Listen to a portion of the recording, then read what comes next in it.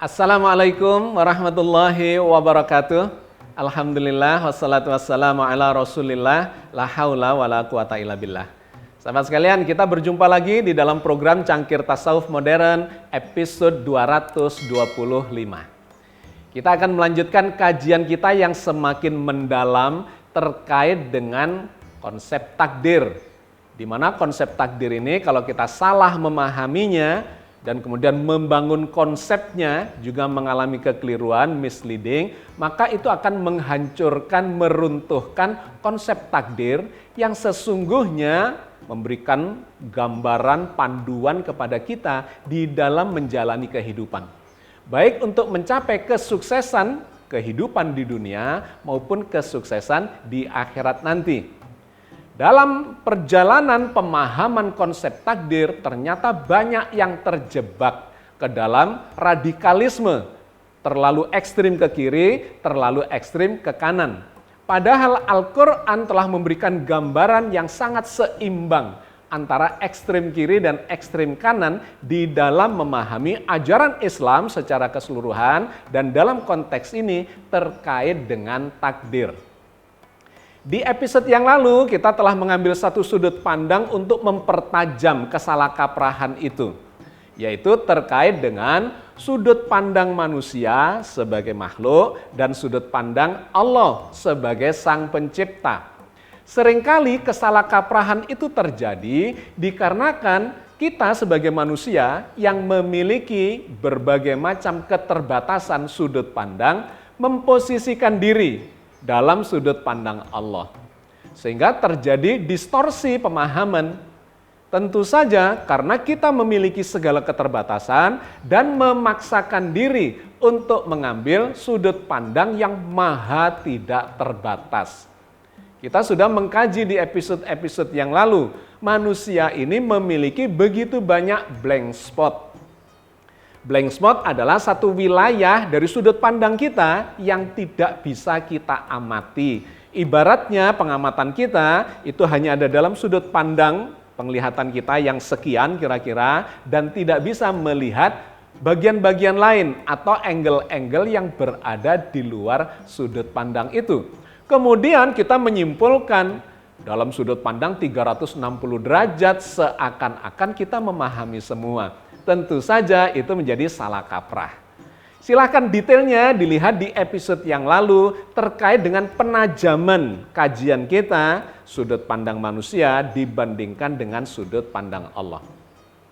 Hari ini kita melanjutkan lagi untuk mengkritisi bagian-bagian yang kontroversial atau bagian-bagian yang riskan terkait dengan juga kesalahkaprahan di antara kita. Terjadi kesalahan yang umum, yaitu memahami sebuah konsep yang holistik tetapi menggunakan ayat-ayat yang parsial.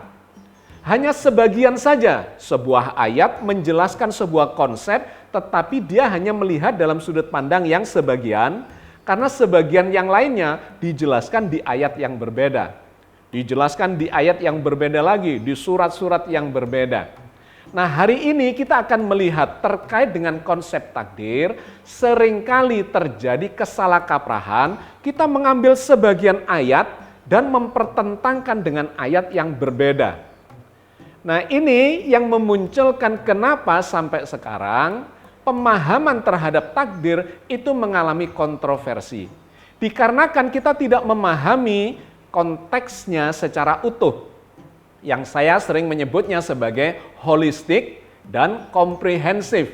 Holistik itu utuh, komprehensif itu dari berbagai sudut pandang. Jadi kalau kita melakukan kajiannya komprehensif, banyak sudut pandang yang kita pakai, maka kita akan mendapatkan kesimpulan yang holistik. Itu poin yang akan kita kaji secara lebih mendetail pada kesempatan kali ini. Nah, yang kedua, kita harus menggunakan dalil-dalil dari dalam Al-Quran terkait dengan konsep takdir ini. Dikarenakan pemahaman tentang konsep takdir dalam sudut pandang filosofis dan saintifik sejak zaman filsuf-filsuf Yunani kuno dulu sampai hari ini tidak menemukan ujung pangkalnya. Mereka terjebak kepada dua pemikiran yang dikotomis. Satu mengatakan deterministik, serba ditentukan, yang lainnya mengatakan indeterministik, serba bebas, liberal.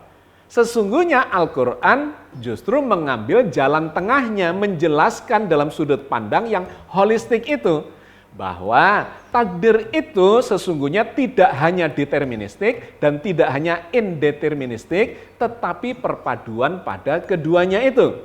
Dan inilah yang menghasilkan konsep jalan tengah terkait dengan takdir. Dan itu kita lihat ayat-ayatnya di dalam Al-Quran dan kita lihat bukti-buktinya di dalam kehidupan. Ya, jadi poin penting yang kedua, kita harus mengambil dalilnya dari dalam Al-Quran. Yang ketiga, harus difahami dengan menggunakan akal sehat. Akal tidak berdiri sendiri untuk berfilosofi atau berfilsafat mendapatkan kesimpulan karena ternyata memang memiliki keterbatasan itu. Tetapi akal digunakan untuk memahami secara komprehensif, secara holistik ayat-ayat dari dalam Al-Quran Al-Karim. Maka hari ini kita akan mengambil sejumlah ayat yang terkesan kontradiktif, tetapi sesungguhnya itu adalah ayat-ayat yang bersifat komplementer, saling melengkapi dan saling menjelaskan. Ini adalah azas yang sangat penting di dalam Al-Quran, yang kalau kita tidak terapkan, maka akan terjadi kontroversi pemahaman seakan-akan ayat-ayat Quran itu bertentangan, atau setidak-tidaknya akan terjadi dikotomi pemahaman. Ada yang ekstrim kiri dan ada yang ekstrim kanan, dan itu kemudian terjadi dalam sejarah pemikiran sepanjang peradaban umat Islam. Maka yang pertama, mari kita mengambil dasarnya dari surat Ali Imran ayat 7. Huwallazi anzala 'alaikal kitaba minhu ayatum muhkamatun hunna ummul kitab wa ukharu mutasyabihat. Fa ammal ladzina fi qulubihim zayghun fayattabi'una ma tasyabaha minhu ibtigha al-fitnati wabtigha'a ta'wilih. Wa ma ya'lamu ta'wilahu illallah. Warrasikhuna fil ilmi yaquluna amanna bihi. Kullum min indi rabbina. Wa ma yadzakkaru illa ulul albab. Dialah yang menurunkan Alkitab atau Al-Quran kepada kamu. Di antara isinya ada ayat-ayat yang muhkamat. Itulah pokok-pokok isi Al-Quran. Dan yang lain ayat-ayat mutasyabihat. Adapun orang-orang yang dalam hatinya condong kepada kesesatan, maka mereka mengikuti sebagian ayat-ayat yang mutasyabihat daripadanya untuk menimbulkan fitnah, untuk mencari-cari takwilnya. Padahal tidak ada yang mengetahui takwilnya melainkan Allah. Dan orang-orang yang mendalam ilmunya berkata, kami beriman kepadanya. Semuanya itu dari sisi Tuhan kami. Dan tidak dapat mengambil pelajaran dari dalam Al-Quran, melainkan orang-orang yang berakal. Ada dua hal penting yang disampaikan di dalam ayat ini khususnya terkait dengan apa yang sedang menjadi kajian kita. Yang pertama, bahwa wa ma yadzakkaru illa ulul albab. Tidak bisa mengambil pelajaran dari dalam Al-Quran kecuali orang-orang yang menggunakan akalnya. Jadi ini poin yang sangat mendasar, bahwa memahami Al-Quran harus menggunakan akal sehat kita. Itu yang pertama. Yang kedua dikatakan oleh ayat ini, orang-orang yang hatinya cenderung kepada kesesatan, dia akan mengambil sebagian saja dari ayat-ayat Al-Quran. Dan mencari-cari takwilnya, memunculkan fitnah. Apalagi pada ayat-ayat yang mutasyabihat, di mana takwilnya hanya Allah yang mengetahui. Tetapi orang-orang yang mendalam ilmunya, kata ayat ini, dia akan mengambil semua ayat-ayat mutasyabihat yang terkait dengan tema yang sedang dibahas itu. Dia mengatakan bahwa semua ayat ini adalah firman Allah, jadi nggak bisa diambil sebagian saja, kemudian mengambil kesimpulan, pasti akan bertabrakan dengan ayat yang lainnya. Ayat mutasyabihat harus dipahami secara holistik, secara komprehensif. Jadi kita mendapatkan panduan dari dalam Al-Quran bahwa memahami Al-Quran mesti menggunakan akal, dan yang kedua tidak boleh mengambil sebagian saja dan kemudian mempertentangkan dengan ayat-ayat yang lain. Nah, dalam konteks tema yang sedang kita bahas, di forum kita dipertentangkan itu antara ayat-ayat deterministik dan ayat-ayat indeterministik. Padahal kedua jenis ayat itu memang ada disebutkan di dalam Al-Quran. Ayat-ayat yang terkesan deterministik karena semuanya digantungkan bersumber kepada Allah. Tetapi ada juga ayat-ayat yang terkesan indeterministik, di mana manusia diberi kebebasan untuk memilih, untuk berusaha, bahkan bertanggung jawab terhadap apa yang dilakukannya itu. Nah, ini kalau kita pahami secara sepotong-sepotong akan memunculkan kontroversi. Sebagian di antara kita bahkan di dalam forum kita mengatakan, nggak bisa, takdir itu memang deterministik. Semuanya harus kita letakkan pada kehendak Allah, pada kekuasaan Allah. Bukannya tidak benar, itu benar. Tetapi Allah juga mengajarkan bahwa ada ayat-ayat yang harus kita ikuti, yang indeterministik, di mana manusia harus melakukan usaha. Perpaduan antara dua ayat yang terkesan deterministik dan terkesan indeterministik itulah yang harus kita ambil kefahamannya. Kita simpulkan secara komprehensif dan kemudian mendapatkan kefahaman yang holistik. Saya kasih contoh kedua ayat yang terkesan berseberangan itu, dan itu difirmankan Allah di dalam surat An-Nisa dalam ayat yang berurutan. Yang pertama ada di dalam surat An-Nisa ayat 78. Wa in tusibhum hasanatu yaqulu hadhihi min indillah. Wa in tusibhum sayyi'atu yaqulu hadhihi min indik. Qul kullum min indillah. Dan jika mereka memperoleh kebaikan, mereka mengatakan ini adalah dari sisi Allah. Dan kalau mereka ditimpa sesuatu bencana, mereka mengatakan ini datangnya dari kamu, Muhammad. Katakanlah semuanya datang dari sisi Allah. Ayat ini terkesan deterministik karena semacam mengcounter menafikan pendapat yang digambarkan dalam ayat ini. Kebaikan itu datang dari Allah, keburukan datang dari manusia, datang dari Muhammad, digambarkan oleh ayat ini. Apa kata Allah? Katakanlah Muhammad kepada mereka, baik dan buruk semuanya datang dari Allah. Ayat ini kemudian memberikan kesan, kesimpulan kepada kita kalau hanya mengkaji satu ayat ini saja, bahwa baik dan buruk itu datang dari Allah. Apakah itu benar? Tentu saja benar adanya, karena itu adalah firman Allah. Dan memang semuanya ini, baik dan buruk, itu datang dari Allah. Allah lah yang menciptakan baik dan buruk, bahkan iblis, setan, dan seterusnya. Di kelompok yang jahat itu ya, para pengikut iblis dan setan, semuanya juga adalah ciptaan Allah. Sedangkan malaikat dengan segala macam kebajikan-kebajikan turunannya yang ada di sisi yang berbeda dari apa yang dilakukan oleh iblis dan setan, itu juga adalah ciptaan Allah. Maka ayat ini benar adanya. Tetapi kita tidak boleh terjebak pada determinisme terkait dengan satu ayat ini, khususnya terkait dengan konsep takdir. Karena di ayat berikutnya, ayat 79 dari surat yang sama, surat An-Nisa, Allah mengatakan seakan-akan ayat determinisme itu kemudian menjadi dimentahkan kembali oleh ayat indeterminisme. Berikut ini surat An-Nisa ayat 79. Ma asabaka min hasanatin faminallah wa ma asabaka min sayyi'atin famin nafsik. Apa saja nikmat yang kamu peroleh adalah dari Allah. Dan apa saja bencana yang menimpamu, maka dari kesalahan dirimu sendiri. Jadi sahabat, ketika kita memisahkan kedua ayat ini difahami secara terpisah, maka kita akan berada di dalam kontroversi itu.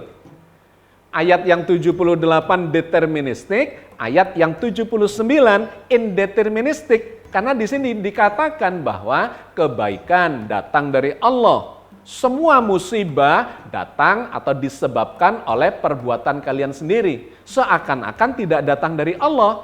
Itu kalau kita pahami secara terpisah. Maka cara memahaminya memang tidak boleh terpisah. Harus disatukan, dipadukan secara simultan. Bahwa asal-usul kebaikan dan keburukan semuanya dari Allah. Tetapi penyebab atau yang menyebabkan semua itu terjadi menjadi sebuah kebaikan, kemanfaatan atau musibah itu juga dikarenakan perbuatan kita sendiri. Ketika kita melakukan kebajikan, maka kita dapat balasan melalui hukum sunatullah, sebab akibat dan seterusnya yang sudah kita bahas di episode-episode sebelumnya.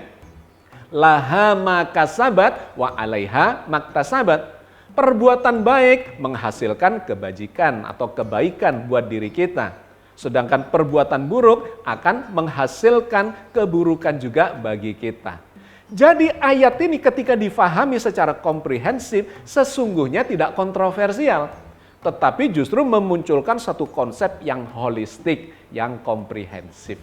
Itulah yang seharusnya kita lakukan. Jadi jangan hanya mengambil ayat-ayat deterministik dan kemudian menyimpulkan bahwa takdir itu sifatnya deterministik. Berarti Anda sedang menafikan ayat-ayat yang mengajarkan untuk usaha. Untuk memilih yang baik dan yang buruk. Dan usaha kita akan dibalasi dan seterusnya yang kesannya adalah indeterministik. Yang benar adalah bukan deterministik, bukan indeterministik, tetapi perpaduan dari keduanya. Itu adalah contoh yang pertama. Contoh yang kedua terkait dengan kehendak. Ini juga memunculkan kerancuan di kalangan sebagian besar umat Islam dan juga ada di dalam forum kita. Di satu sisi kehendak Allah digambarkan secara deterministik. Tetapi di sisi yang lain, ayat-ayatnya juga mengatakan kehendak itu bersifat indeterministik kalau kita pahami secara terpisah. Mari kita baca ayat-ayat terkait dengan kehendak itu yang memberi kesan berbeda, deterministik dan indeterministik itu. Di dalam surat Al-Mudaththir ayat 37 dan 38, Allah memberikan gambaran terkait dengan kehendak manusia yang terkesan indeterministik. Dikarenakan manusia bisa berkehendak untuk mencapai, mengusahakan sesuatu yang diinginkan dan dia harus bertanggung jawab atas kehendaknya itu. Berikut ini surat Al-Mudaththir ayat 37 dan 38. Liman sya'a minkum ayyataqaddama aw yata'akhkhar kullu nafsim bima kasabat rahina. Bagi siapa saja di antaramu yang berkehendak akan maju atau mundur, tiap-tiap diri bertanggung jawab atas apa yang diperbuatnya. Ayat ini kalau dikaji secara tersendiri akan memunculkan bahwa seluruh hasil dari apa yang kita usahakan itu menjadi tanggung jawab kita sendiri. Ini kesannya adalah indeterministik. Manusia diberi kebebasan untuk berkehendak. Liman sya'a minkum. Bagi siapa saja di antara kalian yang berkehendak. Liman sya'a minkum ayyataqaddama aw yata'akhkhar. bagi yang mau maju, berbuat kebajikan, berbuat kemanfaatan, atau mau mundur, berbuat hal-hal yang munkar, yang keji, yang merugikan dan sebagainya, silakan. Kullu nafsim bima kasabat rahina. Setiap diri bertanggung jawab atas apa yang dilakukannya. Maka ini kesannya sangat indeterministik. Tetapi di ayat yang berbeda Allah mengatakan bahwa kehendak manusia itu adalah bagian dari kehendak Allah yang kesannya menjadi deterministik. Misalnya di dalam surat Al-Insan ayat 30. Wa ma tasyauna illa ayyasha Allah innallaha kana aliman hakima. Dan kamu tidak bisa menghendaki kecuali bila Allah menghendaki. Sesungguhnya Allah adalah maha mengetahui lagi maha bijaksana. Ayat ini secara sepintas kalau dikaji secara sendiri maka akan memunculkan atau bisa memunculkan kesimpulan yang deterministik. Wa ma tasyauna illa ayyasha Allah. Kalian tidak bisa menghendaki kecuali jika Allah menghendakinya. Maka orang-orang yang memahami dan mengkaji ayat itu secara parsial, dia akan mengatakan bahwa semua kehendak kita ini adalah kehendak Allah. Kita ini tidak punya kehendak. Nah, ini justru sesungguhnya adalah kajian yang tidak holistik. Kenapa? Karena Al-Quran yang justru mengatakan kehendak kita itu ada. Kehendak Allah itu ada. Tetapi kehendak manusia ini memang bagian dari kehendak Allah. Kalau kita berkehendak dengan kehendak manusia yang parsial, maka hasilnya itu akan parsial. Kalau kita mau menghasilkan sesuatu yang lebih holistik, lebih baik, maka kembalikanlah kehendak kita yang parsial itu dengan mengikuti kehendak Allah.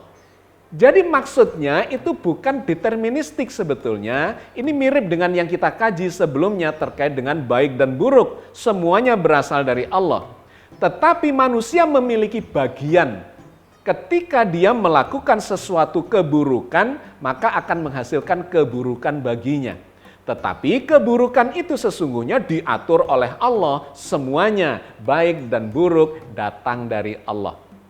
Sama dengan kehendak. Jadi Allah menggambarkan dua sisi yang kesannya deterministik dan indeterministik, tetapi kita harus memahaminya secara simultan, secara terpadu, secara komprehensif dan menghasilkan kesimpulan yang holistik.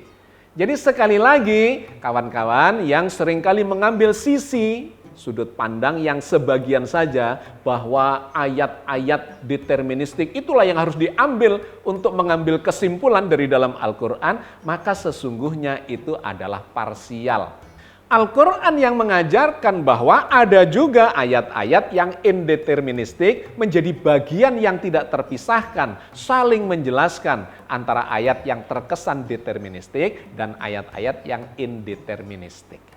Itulah sebabnya di surat An-Nisa ayat 82 Allah mengatakan bahwa tidak ada pertentangan di dalam ayat-ayat Al-Quran karena semuanya itu saling menjelaskan. Afala yatadabbarunal Qur'an walau kana min indi ghairillahi lawajadu fihi ikhtilafan katsira.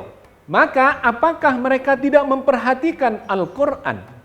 Kalau kiranya Al-Quran itu bukan dari sisi Allah, tentulah mereka mendapati pertentangan yang banyak di dalamnya. Itu digambarkan dalam banyak ayat oleh Al-Quran untuk menjelaskan bahwa ayat dan ayat itu sesungguhnya adalah saling menjelaskan, saling melengkapi. Al-Quran itu hudan linnas wa bayyinatin minal huda wal furqan. Al-Quran itu berisi petunjuk buat manusia dan berisi penjelasan-penjelasan tentang petunjuk itu dan Al-Furqan. Jadi ayat-ayatnya saling menjelaskan. Maka tafsir yang terbaik itu adalah tafsir ayat bil ayat. Ayat dijelaskan oleh ayat, bukan mengambil sebagian ayat dan menafikan ayat yang lain. Jadi Quran itu hudal linnas wa bayyinatin minal huda wal furqan. Petunjuk buat manusia dan berisi penjelasan-penjelasan mengenai petunjuk itu. Jadi saling menjelaskan. Karena kalau tidak, sahabat sekalian, ini disampaikan juga oleh Allah di dalam Al-Quran. Ada orang yang musyrik, kemudian ketika ditanya kenapa dia melakukan kemusyrikan itu, dia mengatakannya begini, kalau Tuhan menghendaki, seharusnya saya kan tidak musyrik. Jadi ini kehendak Tuhan saja saya melakukan kemusyrikan dan hal-hal yang bersifat buruk atau jahat itu. Allah menceritakan dan menggambarkan tentang hal itu di dalam surat Al-An'am ayat 148. Sayaqulul ladzina asyraku law sya'allahu ma asyrakna wala abauna wala haramna min syai'. Kadzalika kadzdzabal ladzina min qablihim hatta dzaku ba'sana. Qul hal indakum min ilmin fatukhrijuhu lana. In tattabi'una ila dhanna wa in antum illa tahrusun. Orang-orang yang mempersekutukan Tuhan akan mengatakan, kalau Allah menghendaki, pastilah kami dan bapak-bapak kami tidak mempersekutukannya. Dan tidak pula kami mengharamkan barang sesuatu apapun. Demikianlah orang-orang sebelum mereka telah mendustakan para rasul sampai mereka merasakan azab kami. Katakanlah, adakah kamu mempunyai suatu pengetahuan sehingga kamu dapat mengemukakannya kepada kami? Kamu tidak mengikuti kecuali persangkaan belaka, dan kamu tidak lain hanyalah berdusta. Ayat ini memberikan gambaran kepada kita bahwa argumentasi yang seperti itu tidak dibenarkan oleh Al-Quran yang mengatakan orang jahat, orang musyrik, saya tidak akan melakukan ini kalau tidak dikehendaki oleh Allah. Itu adalah argumentasi yang salah, yang mengambil sisi deterministik bahwa semuanya itu ditentukan oleh Allah. Yang harus kita lakukan adalah proporsional, berada di tengah-tengah, memadukan ayat-ayat deterministik dengan ayat-ayat indeterministik. Maka kembali kepada konsep takdir itu, yang harus kita ikuti adalah kesimpulan jalan tengah. Di satu sisi kekuasaan Allah berperan, tapi di sisi yang lain Allah menggambarkan sebagian pilihan dan usahanya itu diberikan kebebasan kepada manusia. Dan ujung-ujungnya memang Allah yang maha berkuasa, tapi maha pemurah dan maha bijaksana yang akan memberikan hasil terbaiknya. Maka kita membangun kesimpulan berdasarkan ayat-ayat yang berada di jalan tengah itu. Di antaranya misalnya dalam surat Al-Ankabut ayat 6. وَمَنْ جَاهَدَ فَإِنَّمَا يُجَاهِدُ لِنَفْسِهِ إِنَّاللَّهَ لَغَنِيٌّ عَنِ الْعَالَمِينَ. Dan barang siapa yang berjihad, berusaha sungguh-sungguh, maka sesungguhnya jihadnya itu adalah untuk dirinya sendiri. Sesungguhnya Allah benar-benar maha kaya, tidak membutuhkan sesuatu apapun dari alam semesta. Dan yang kedua adalah surat Ar-Ra'd ayat 11. Innallaha la yughayyiru ma biqaumin hatta yughayyiru ma bi anfusihim. Sesungguhnya Allah tidak mengubah keadaan suatu kaum sampai mereka mengubah keadaan yang ada pada diri mereka sendiri. Oke, sahabat sekalian, saya kira kita cukupkan sampai di sini kajian kita. Bahwa di dalam Al-Quran memang ada ayat-ayat deterministik yang menggambarkan kemahakuasaan Allah, kemutlakan Allah dengan segala hal yang tidak ada batasnya. Iya. Tetapi dalam waktu yang bersamaan Allah juga memberitahukan kepada kita, bahkan mengajarkan, mendorong, memotivasi. Manusia memiliki bagian untuk memilih, mengusahakan, memperjuangkan dalam segala keterbatasannya itu. Ini tidak boleh dipahami secara parsial yang deterministik ataupun yang indeterministik itu. Harus difahami secara utuh, secara holistik, secara komprehensif. Hasilnya adalah sebuah motivasi dari Allah bagi kita untuk melakukan perjuangan dalam hidup ini. Bukan hanya pasrah bongkoan kata orang Jawa, pokoknya ikut saja, melainkan harus melakukan perjuangan. Dan Perjuangan itulah yang menjadi nilai kita di hadapan Allah, di mana Allah dengan perjuangan itu dan sifat maha pemurahnya akan memberikan takdir yang terbaik berdasarkan kepemurahan dan kebijaksanaannya. Mudah-mudahan hari ini kita mendapatkan hikmah lagi untuk mempertajam pemahaman kita terkait dengan konsep takdir yang kontroversial itu. Mudah-mudahan Allah senantiasa membimbing kita di atas jalan yang diridhoinya. Amin ya rabbal alamin. Assalamualaikum warahmatullahi wabarakatuh.